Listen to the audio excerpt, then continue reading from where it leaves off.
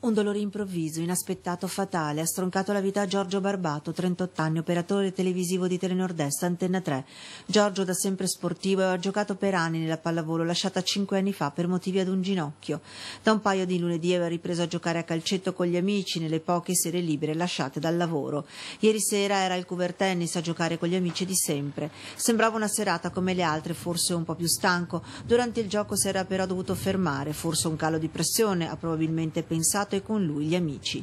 Si è poi fermato a bordo campo per riprendersi, poi è tornato a giocare fino a terminare la partitella. La doccia in spogliatoio, si è rivestito e verso le 22:30 stava uscendo con gli altri per rientrare a casa, e in quel momento il dolore acuto, improvviso e inesorabile che lo ha fatto stramazzare a terra in una sorta di convulsioni.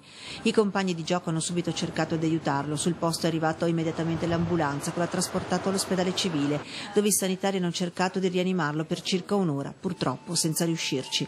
Una morte improvvisa, inspiegabile, per una persona che non accusava particolari problemi di salute e che da sempre faceva attività sportiva. Forse una spiegazione la potrà dare l'autopsia. Intanto i familiari, la mamma Luciana con i fratelli Guido e Paola, hanno autorizzato l'espianto dei tessuti e delle cornee. In settimana si terrà una serata di preghiera nella parrocchia di Santo Stefano, dove per anni Giorgio con la famiglia ha vissuto. I funerali si terranno invece sabato mattina per consentire ad amici e parenti dargli l'ultimo saluto prima di venir sepolto al cimitero maggiore.